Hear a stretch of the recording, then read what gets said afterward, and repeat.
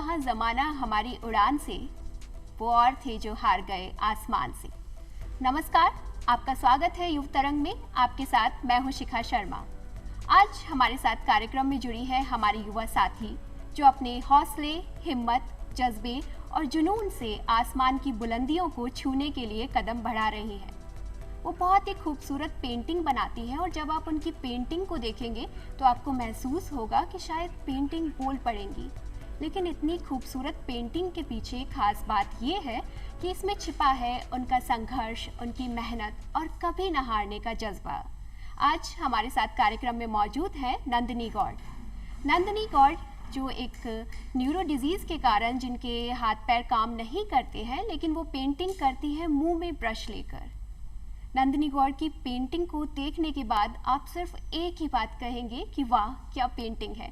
और आज नंदिनी गौड़ के साथ ही हमारे साथ कार्यक्रम में जुड़ी हैं उनकी मदर सीमा शर्मा जी भी, क्योंकि माँ को पहली शिक्षिका कहा जाता है। और नंदिनी आज जिस मुकाम की ओर आगे बढ़ रही हैं, जो सफलता हासिल कर रही हैं, उनमें उनकी माता जी का भी बहुत योगदान है।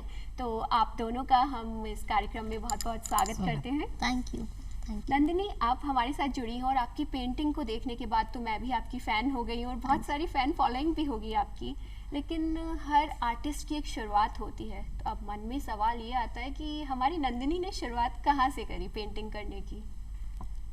मैंने शुरुआत 10-12 साल की एज से करी थी, ग्रीटिंग कार्ड्स के ज़रिए। मैंने बहुत सारे ग्रीटिंग कार्ड्स बनाए, बहन के लिए बर्थडे पे ग्रीटिंग कार्ड्स। मेरी फिजियोथेरेपिस्ट थी, उनका प्रमोशन हुआ था तो उनके लिए ग्रीटिंग कार्ड, नाना के लिए ग्रीटिंग कार्ड, बहुत सारे ग्रीटिंग कार्ड्स बनाए। तो वो धीरे धीरे पैशन में आया, फिर वो सीरियसली मैंने उसको लिया और वो अब बस वही है। मतलब पेंटिंग आपके जीवन से जुड़ गई है? जुड़ गई है, बिल्कुल। नंदिनी, लेकिन आजकल ना ये देखने में आता है हमारे युवा साथी है ना बहुत परेशान रहते हैं, कभी एक क्षेत्र में जाते हैं, कभी दूसरे क्षेत्र में जाते हैं। और अभी आप इतनी यंग हैं और इतने अचीवमेंट आप हासिल कर रही हैं, तो आपके मन में ये आया कि आपको पेंटिंग ही करनी है, तो ये विचार कब पक्का हो गया कि बस इससे ही जुड़ के रहना है? एक्चुअली मैंने बीच में सोचा था जब मैंने 12th करी कि मेरे को ना आगे पढ़ाई में, मतलब पढ़ाई अभी भी मैं कर रही हूँ, लेकिन मेरे को लगा था कि नहीं, मुझे कुछ और करना चाहिए। लेकिन फिर मेरा इंटरेस्ट बहुत ज़्यादा, क्योंकि मैंने जब पढ़ाई के लिए ब्रेक लिया था पेंटिंग वगैरह से, तो बहुत अजीब लगा। ऐसा लगा कि पेंटिंग नहीं है ना तो कुछ नहीं है।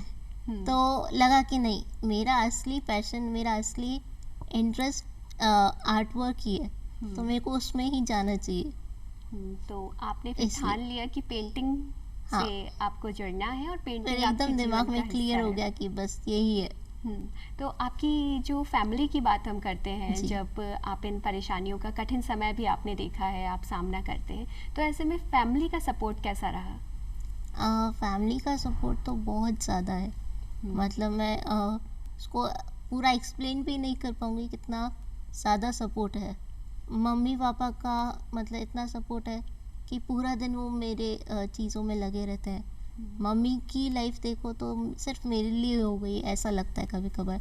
जितना भी पर्सनल काम है, उनकी पर्सनल लाइफ ही कुछ एज सच नहीं रही, वो पूरे टाइम मेरे में ही लगी रहती हैं। और पापा इतना, मतलब एज होने के बाद भी मेरे को उठाना बिठाना, इवन व्हीलचेयर सहित वो मेरे को सीढ़ियों पे चढ़ा देते हैं, तो इट्स अमेजिंग। और बहन वो भले दूर है, लेकिन वो हमेशा मेरे टच में रहती है और उनको किसी भी काम करने में कोई प्रॉब्लम नहीं रहती। तो इन शॉर्ट में कहूँ तो फैमिली का सपोर्ट तो बहुत ज़्यादा है। और नंदिनी, ये कहा भी जाता है कि जो माता पिता होते हैं उनकी झलक हम संतान में देखते हैं, तो आप में इतना टैलेंट है, तो क्या कहीं आपकी फैमिली में भी कोई पेंटिंग से जुड़ा हुआ है? हाँ, एक्चुअल में मेरे पापा जुड़े हुए हैं। उन्होंने अपने कभी शौक को कभी सीरियसली लिया नहीं, लेकिन वो बहुत अच्छे आर्टिस्ट हैं। मेरे स्पिरिचुअल गुरु दाता भगवान है, तो उनके नाम पे दाता शब्द से उन्होंने बहुत सारी पेंटिंग्स बनाई थी। मतलब लाइन ना खींच के दाता शब्द लिख कर उन्होंने कृष्ण भगवान, हनुमान जी वगैरह बहुत बनाई। तो आई गेस वो वहाँ से ही आया है।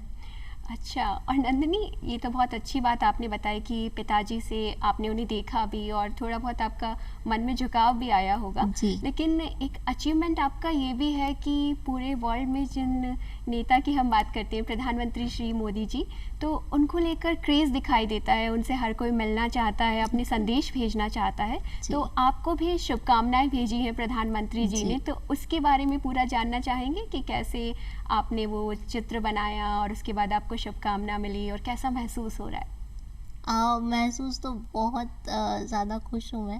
हम्म, और एक बार के लिए तो यकीन नहीं हुआ। इसकी स्टार्टिंग ऐसे हुई थी हम्म, कि महीने भर पहले मैं अपने एक कज़न ब्रदर हैं, योगेश भैया, उनसे मिली।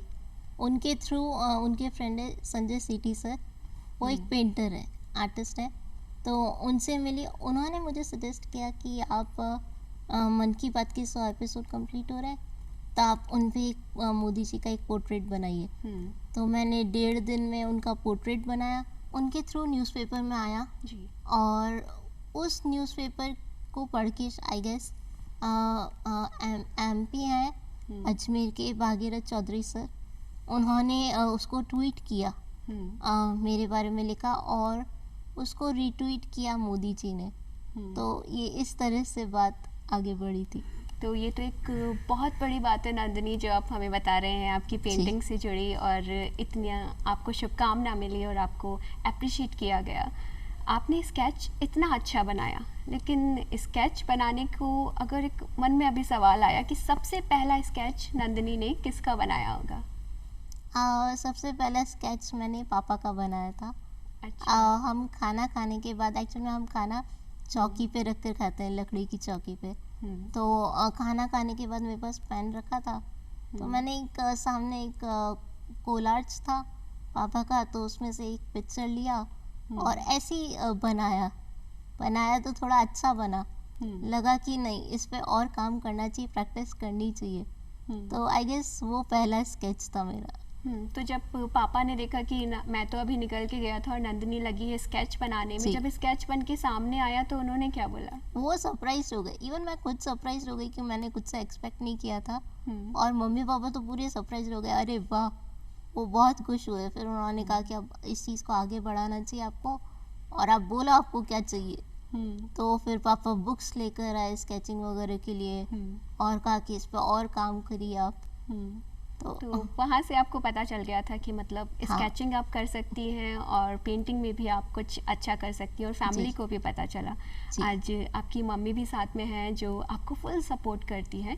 तो आंटी, आपसे जानना चाहेंगे कि नंदिनी का, अब हम देखते हैं कि इतनी अच्छी आर्टिस्ट है लेकिन संघर्ष बहुत रहता है, तो कौन कौन सी कठिनाई नंदिनी ने देखी और आज जितना अच्छा कर रही है, तो इसके पीछे की मेहनत हम एक माँ से जानना चाहेंगे। जैसे और बच्चे खेलते हैं तो कभी नंदिनी की भी इच्छा होती है कि मैं भी खेलूं, मैं भी बाहर निकलूं। तो ये चीज़ें तो नंदिनी को महसूस होती है। और नंदिनी की क्या है, एक बेड पे ही रहती है नंदिनी। जी। तो कभी कभी लगता है कोई बच्चे नहीं आते हैं, मम्मी कोई तो होना चाहिए। तो लगता है नंदिनी को। और जब नंदिनी की सिस्टर हॉस्टल में चली गई तो नंदिनी को लगा कि अब मैं बहुत अकेली हो जाऊंगी। तो फिर मैं इसकी फ्रेंड अच्छे से बन गई। अच्छा। तो माँ तो फ्रेंड होती है, हाँ, बच्ची सबसे पर ज़्यादा बातें मम्मी से मम्मी शेयर से करती करती है। पर जब दोनों सिस्टर थी तो इतना नहीं होता था मेरे से। पर जब सिस्टर के जाने के बाद फिर ये मेरी इसकी अच्छी हो गई ट्रेनिंग। तो इनका संघर्ष कैसा रहा? मतलब इतना सीखा इन्होंने, तो बहुत कोशिश भी की होगी, कभी लगता कई होगा हाँ, अच्छा कई नहीं भी बना। गुस्सा भी आता है कि मम्मी अच्छा नहीं बना। मैं कहूँगी नहीं अच्छा बना, आप माँ हो इसलिए ऐसा कह रही हो। मैं जानती हूँ ना अच्छा नहीं बनाया मैंने। मतलब परफेक्ट होना चाहिए सब कुछ। एकदम परफेक्ट होना चाहिए, चाहे 4 बार रब करना पड़े, पर नहीं, परफेक्ट होना चाहिए। हाँ, और नंदिनी ने जैसा भी बताया कि आपकी पूरी ज़िंदगी नंदिनी की चारों ओर घूमती है, तो आपका शेड्यूल क्या रहता है? मेरा पूरा टाइम, कभी कभी तो ऐसा होता है मुझे कि महीनों हो जाते हैं घर से बाहर निकले, महीनों घर से बाहर निकले हो जाते जी। हैं। जब नंदिनी बाहर जाती है तो ही मैं बाहर जाती हूँ, नहीं तो मैं नहीं जाती कहीं। जी। तो एक माँ बहुत कुछ करती है अपनी बच्ची के लिए। आज आप जितनी सफल हैं उसमें माँ का योगदान भी है। नंदिनी, आपकी पेंटिंग्स के बारे में तो बहुत कुछ जान लिया है, देखा भी है, तो बहुत अच्छा महसूस हो रहा है। लेकिन नंदिनी की और क्या हॉबीज़ हैं? क्या अच्छा लगता है नंदिनी को? मेरी हॉबीज़ में पोएट्री, म्यूज़िक सुनना और गेमिंग आई गेस। तो आपने पोइट्री की बात की, तो क्या आप कुछ लिखती भी हैं? हाँ, मैंने एक आध पोएम्स लिखी है। तो आप हमारे साथ साझा करनी चाहेंगी अपनी पोयम को, हमें भी सुनाना चाहेंगी ताकि अच्छा, हम भी जाने नंदिनी के विचार। और अभी हमने आपकी पेंटिंग को देखा है, आपके नज़रिए को देखा है, अब आपके शब्दों में कविता को भी हम सुनने के लिए उत्सुक हैं। जी। नंदिनी, पेंटिंग के साथ आपने म्यूज़िक भी बताया, तो कौन कौन सी म्यूज़िक आपको पसंद है? एक्चुअल में मुझे हर तरह के का म्यूज़िक पसंद है, हम्म, खासकर फोक म्यूज़िक, हम्म, जो राजस्थानी फोक म्यूज़िक में वो मटकी से बजाते हैं, करताल, मुझे ये सब बहुत पसंद है। अब हम आपकी पोयम सुनते हैं। मेरी पोएम इस तरह है। काश मेरे पास शब्द होते, मेरी भावनाओं को अल्फाज मिलते, काश मेरे पास शब्द होते। अक्सर मेरी कविताओं की कल्पना इस बात पे आकर थम जाती है कि काश मेरे पास शब्द होते, मेरे दिल की परछाई बनते, हूबहू ना सही तो धुंधला सा अक्स तो दिखाते, काश मेरे पास शब्द होते। इस दिल में दुख सुख के परे भी कई रंग हैं, नित नए बदलते इन बेनाम रंगों के नाम होते, काश मेरे पास शब्द होते। कभी कभी ये ख्याल आता है, कभी कभी ये ख्याल आता है कि होते भी तो कौन सा कुछ बदल पाते। हाँ, पर घुटी हुई भावनाओं को अभिव्यक्ति की आज़ादी का आनंद तो दे पाते, काश मेरे पास शब्द होते। वाह नंदिनी, जितनी खूबसूरत आपकी पेंटिंग है उतनी ही खूबसूरत आपकी कविता भी है।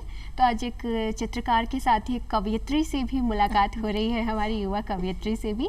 तो आपने इतनी अच्छी कविता लिखी, तो कविता लेखन का आपका मन कैसे हुआ और कैसे आपने लिखना शुरू किया? एक्चुअल में कविता मैंने कभी सीरियसली अपने इसको लिया नहीं। मैंने एक आध मम्मी के लिए, बहन के लिए लिखी, लेकिन ज़्यादातर जब मैं कभी बहुत इमोशनल होती हूँ, कई बार घर में ऐसे सर्कमस्टेंसेस हो जाते हैं जो कि हर फैमिली में होते हैं, क्वाइट नॉर्मल, तो फिर मन में बहुत सारी जब भावना आ जाती है, आप किसी से कह नहीं पाते, तो बेस्ट वे होता है कि आप उसको शब्दों में पिरोकर और एक पोएम बना दो और उसको बस सेव रखो अपने तक। अच्छा, लेकिन हमने तो आपके मन की बात भी जान ली, आज सुन ली, और बहुत ही अच्छा लगा, बहुत अच्छा लिखती भी है। Thank you.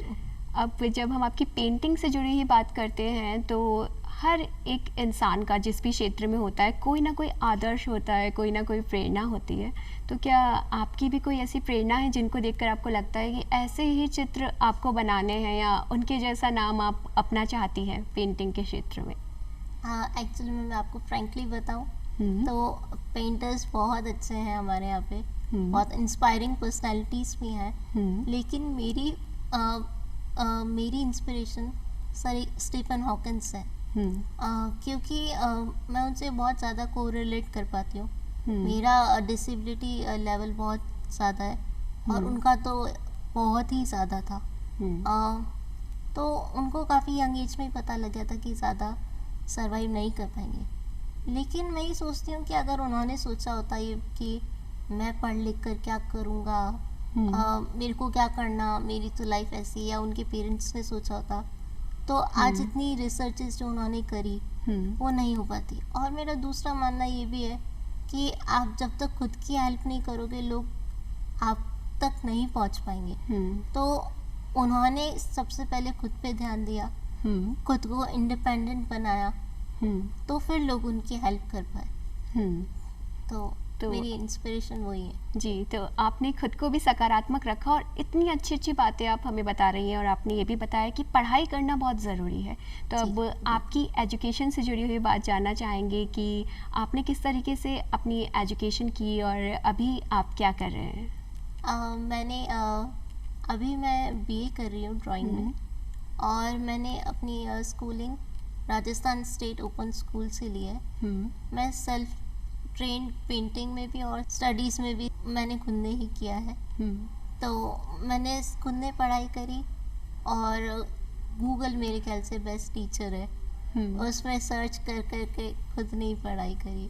जी, तो आपने इंटरनेट के माध्यम से ज्ञान को अर्जित किया है, और इतनी अच्छी पेंटिंग जो आप करती हैं वो आपने किसी से ट्रेनिंग नहीं ली है, बल्कि खुद ही आपने अपने ज्ञान को बढ़ाया है। जी। पेंटिंग की बात आपसे जुड़ी हुई हो रही है, इतनी अच्छी पेंटिंग है, लेकिन मन में ये भी आता है कि नंदिनी को कौन सी वाली पेंटिंग पसंद है। बहुत सारी विधाएं होती हैं, बहुत सारे कलर्स होते हैं, बहुत सारे चित्र होते हैं जिनके बारे में हम आम लोग तो शायद उतना नहीं जानते हैं। तो नंदिनी को सबसे ज़्यादा क्या पसंद है? मुझे पेंसिल स्केचिंग पसंद है और वैसे मुझे अलग अलग चीज़ें ट्राई करना बहुत पसंद है। मुझे कुछ ऐसा नहीं है कि मुझे यही बनाना है, मुझे अलग अलग चीज़ें ट्राई करना बहुत पसंद है। और अभी मैंने रिसेंटली पोस्टर कलर पेंटिंग सीखी है, तो हाँ अभी वो पसंद है। तो इसके साथ ही आप ये जो दीपक भी देख रहे हैं हम, इतने सुंदर सुंदर, तो ये आपने कब बनाने शुरू किए? मैंने एक दिन, दिवाली का टाइम था, दिवाली एक्चुअल में निकल गई थी, तो कुछ दीपक रखे हुए थे एक्स्ट्रा के, तो मैंने ऐसे ही कहा कि मम्मी आप इन दीपक का क्या करोगी। मम्मी ने कहा आप बताइए आपको क्या करना है, अगर आपको चाहिए तो ले लो। मैंने कहा नहीं नहीं ऐसे नहीं, जो थोड़ा क्रैक वाला है ना वो वाला उसको दो, अगर बिगड़े तो वही बिगड़े। तो मम्मी ने कहा उसकी टेंशन मत करो, आपको यूज़ करना है आप करो, आपके लिए और भी आ जाएंगे। तो मैंने एक बार एक ट्राई किया, थोड़ा अच्छा बना। मैंने कहा चलो जो रखे हैं उनको पेंट कर देते हैं। तो वो करते करते करते उसमें इंटरेस्ट आया और अच्छे होने लगे। तो अच्छा, तो उसके बाद इतना अच्छा बनाने लगे। हाँ जी। तो आपका ये जो डेली रूटीन है वो क्या रहता है, मतलब कितना समय आपका पेंटिंग को जाता है? हाँ, दिन में 4-5 घंटे चले जाते हैं। कई बार रात को भी बैठ जाते हैं, जैसे क्योंकि पापा का इवेंट का काम है तो वो थोड़ा लेट नाइट आते हैं, तो फिर मैं लगी रहती हूँ। मम्मी कभी कर सो जाती है, मैं अपने करती रहती हूँ। तो ऐसा कोई फिक्स टाइम नहीं है, लेकिन हाँ 4-5 घंटे तो अपने काम को देती हूँ। और नंदिनी, ऐसा भी कहा जाता है कि कोई कलाकार होता है तो वो अपनी कला में डूब जाता है। तो आप जब पेंटिंग करने लगती हैं तब कभी ऐसा होता है कि कहा जा रहा है खाना खा लो, लेकिन आप बोल रहे हो नहीं बाद में, और कुछ काम कर लो, तो आप बोल रही नहीं सब कुछ बाद में होगा, पहले मेरा ये काम मुझे पूरा करना है? हाँ, ये बहाने बहुत चलते हैं कि अभी मम्मी आप ये काम कर लीजिए, फिर कहते हैं अभी मम्मी एक्चुअली में क्या कलर अप्लाई कर दे तो उसको ब्लेंड करना ज़रूरी है। तो ऐसे बहाने करके ये बहुत होता है। और मम्मी खाना खा ले पहले, ये कर ले पहले। मैंने कहा हाँ ठीक है रुको।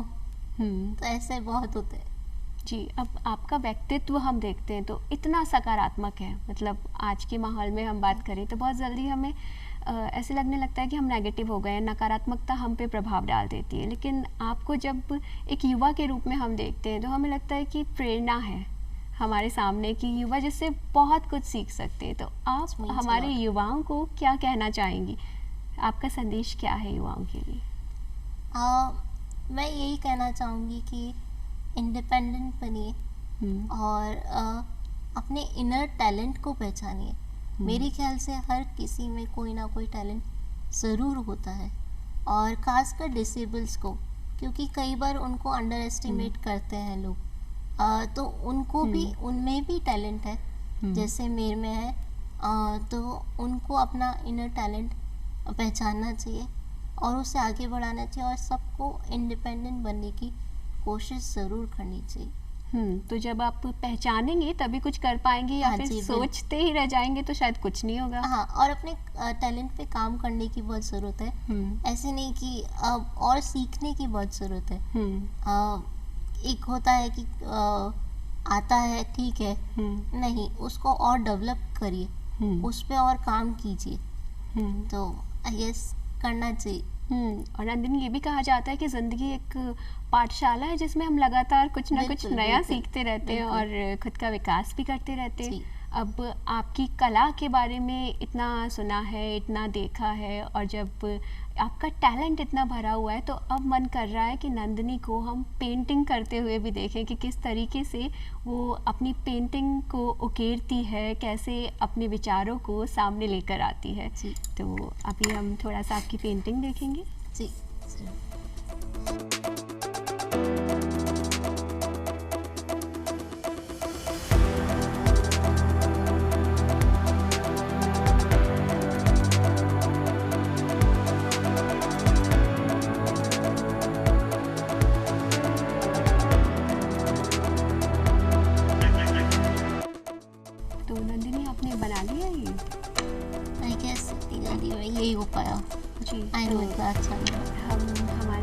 साथियों को भी दिखाएं।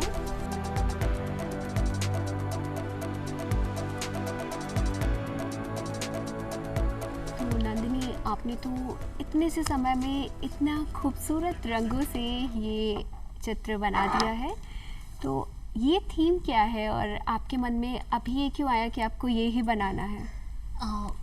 मुझे सनसेट बड़ा अच्छा लगता है देखने में, और फ्लावर्स बहुत अच्छे लगते हैं, तो जस्ट उन दोनों को कंबाइन कर दिया और बना दिया। तो इन सारे रंगों को हम अलग अलग देखते हैं, तब ये तस्वीर सोच पाना हम जैसे लोगों को जो चित्रकारी से जुड़े हैं उनके लिए तो बहुत मुश्किल है, लेकिन आपने बहुत ही खूबसूरत तरीके से इतना सुंदर चित्र इतने से समय में हमें दे दिया और एक सनसेट का एहसास भी आपने हमें करा दिया है। अब जब हमारी और आपकी थीम से जुड़ी हुई बात हुई, जैसे अभी आपके मन में आया सनसेट और आपको ये देखना पसंद है, तो ऐसे ही जब आप अलग अलग पेंटिंग्स बनाती हैं तो आपको थीम सोचने में कितना समय लगता है और कैसे आपके मन में आता है कि अब मुझे नेक्स्ट बनाना क्या है? एक्चुअल में पहले बहुत समय लगता था, क्योंकि मैंने शौकिया तौर पे ऐसे ही बनाती थी, तो समय लगता था। लेकिन अब तो बहुत सारे टारगेट्स रहते हैं, क्योंकि बहुत कुछ इंस्पायर में देखती हूँ, तो ये बनाना है, वो बनाना है। और अभी हाल ही में मैंने एग्जीबिशन लगाने के बारे में सोचा है। इतना हालांकि मुझे पता नहीं है, लेकिन हाँ, एग्जीबिशन लगाने की। तो मैंने सोचा फर्स्ट एग्जीबिशन के लिए मुझे राजस्थान थीम रखनी चाहिए, और उसमें राजस्थान से रिलेटेड जो भी है कल्चर, हेरिटेज और मॉन्यूमेंट्स, तो उसको पोर्ट्रेट करने की कोशिश करूँगी। तो आपने अब तैयारियां शुरू कर दी हैं उस एग्जीबिशन जो आपके मन में है लगाने की, उससे जुड़ी? जी जी जी, मैंने उसमें एक पेंटिंग बना दी है ईसर गनगोड़ जी की, और एक अभी चल रही है। तो आपकी तैयारियां चलती जा रही हैं। नंदिनी, ये भी सुनने में आया है कि नंदिनी इतनी अच्छी पेंटिंग तो करती हैं, साथ में अब निर्णायक रूप में भी नंदिनी सामने आ रही है। मतलब जो पेंटिंग करते हैं उनमें से सबसे अच्छी पेंटिंग कौन सी है, इसे भी चुनने के लिए नंदिनी आप जाती हैं, तो क्या देखती हैं? जी, अभी रिसेंटली मुझे चीफ गेस्ट के रूप में इनवाइट किया था स्कूल में, तो मेरे लिए बहुत नया एक्सपीरियंस था, और सबने इतना प्यारा बनाया था। उसमें मेरे लिए जज कर पाना उनमें से बहुत मुश्किल था, लेकिन हाँ, बहुत प्यारे प्यारे थे। तो मैं कलर्स को ज़्यादा देखती हूँ। तो आप कलर्स पे ज़्यादा फोकस करते हैं, और हमने अभी भी देखा जब आप पेंटिंग कर रहे थे ना, तो हर कलर पे आपका ध्यान था कि कहाँ पर कौन सा कलर होना चाहिए, और इतने सारे ब्रशेज़ यहाँ पे रखे, तो हमें तो कुछ समझ में आता नहीं कौन सा बड़े वाला है, कौन सा है, कहाँ पर यूज़ करना है, लेकिन आप बखूबी यूज़ कर रहे थे क्योंकि आपको एक परफेक्ट पेंटिंग चाहिए थी इस टाइम पे। तो हमने ये भी देखा कि आप किस तरीके से रंगों को चुनते हैं, कलर्स को चुनते हैं। अब हमारे सपने भी होते हैं रंग बिरंगे, हर किसी का सपना होता है, तो आपका क्या सपना है? आप फ्यूचर में क्या सोचती हैं, क्या करना चाहती हैं, आपकी ड्रीम्स क्या हैं? हाँ, आगे मेरे एग्जीबिशंस जैसे मैंने बताया लगाने का ड्रीम है, और उसके आगे मैं ये चाहती हूँ जब मैं एक स्टैब्लिश आर्टिस्ट बन जाऊँ, तो मैं एक NGO स्टार्ट करूँ जहाँ पे मैं जो डिसेबल आर्टिस्ट हैं उनको एक प्लेटफॉर्म दे सकूँ। क्योंकि क्या होता है कि पता ही नहीं लगता कि टैलेंट है, जैसे स्पेशली डिसेबल्स में, जैसे मुझे नहीं पता था मुझ में ये टैलेंट है, लेकिन मुझे पता लग गया by the grace of God. लेकिन कई लोगों को पता ही नहीं लगता, उनका टैलेंट रह जाता है। और मेरा मानना है ये आर्ट की कोई लैंग्वेज नहीं होती, तो मैं उनको एक प्लेटफॉर्म देना चाहती हूँ जिससे वो इंडिपेंडेंट भी बन सके, और आर्ट ऐसी चीज़ है जो दिल को बहुत खुश कर देती है, तो उनको एक खुशी का जरिया भी दे सके। तो हाँ, मैं उनके लिए और खुद के लिए एक जिससे मैं उनसे जुड़ सकूं, और डिफरेंट एबल्स से, तो हाँ, मैं एक NGO स्टार्ट करना चाहती हूँ। नंदिनी, आपसे अभी तक जितनी बातें हुई, आपकी पेंटिंग्स को देखा, आप में जो छिपी कला है उसको देखा, आपकी कविता सुनी, सब कुछ देखने के बाद अब आपका जो सपना है ना, उसे सुनने के बाद लगता है कि इससे खूबसूरत इंसान, इतनी अच्छी सोच वाला इंसान हमारे सामने हो तो हम बहुत कुछ सीख सकते हैं। आप जैसे युवा प्रेरणा है जो सिर्फ अपने लिए नहीं सोच रहे, इस वक्त भी आपकी सोच ऐसी है कि आप बाकी सबके लिए क्या कर सकते हैं। आप अपने पे भी ध्यान दे रहे हैं और आने वाला आपका सपना सिर्फ आपसे नहीं जुड़ा है बल्कि बहुत सारे लोगों से जुड़ा है, बहुत सारी उम्मीदों से जुड़ा है। और आप जैसे युवा ही तो हम सबकी प्रेरणा होते हैं, जो सिखाते हैं कि किस तरीके से खुद की ज़िंदगी को बेहतर बनाया जा सकता है और बहुत सारे लोगों को मोटिवेट किया जा सकता है। आज आप जब हमारे इस कार्यक्रम में आई तो आपको देखकर ये लगता है कि आने वाले वक्त में आपसे बहुत सारे लोग सीखेंगे और बहुत सारे लोगों की ज़िंदगी में बहुत सारे खुशियों के रंग आएंगे और उनकी वजह आप होंगी। आप हमारे साथ कार्यक्रम में जुड़ी और साथ ही सीमा शर्मा जी, आपकी मदर भी हमारे साथ आई, जिससे हम आपकी ये बेहतरीन कला देख पाए और इतने अच्छे विचारों को जाना। आपसे मिलकर हमें बहुत अच्छा लगा, बहुत कुछ सीखने को मिला और बहुत प्रेरित भी हम महसूस कर रहे हैं। आज हमारे साथ कार्यक्रम में जुड़ने के लिए आपको बहुत बहुत धन्यवाद। तो साथियों, ज़िंदगी हमें सिखाती है कि बहुत सारी मुश्किलें हमारी ज़िंदगी में आ सकती हैं, लेकिन उनका सामना हमें करना होता है सकारात्मकता से। और जब हम ऐसा कर लेते हैं तो सिर्फ अपने लिए नहीं बल्कि बहुत सारे लोगों के लिए एक अच्छी राह खोल सकते हैं। तो हम क्या सोच रहे हैं, इसका असर सिर्फ हम पर नहीं बाकी बहुत सारी ज़िंदगियों पर पड़ता है। आज हमारे साथ जुड़ी नंदिनी गौड़, जिनके एक्सपीरियंसेस को हमने जाना, जिनकी कला को हमने जाना और इनके अच्छे विचारों से आप सभी को भी प्रेरणा मिली होगी। आज के कार्यक्रम में बस इतना ही। हमें दीजिए अनुमति। नमस्कार।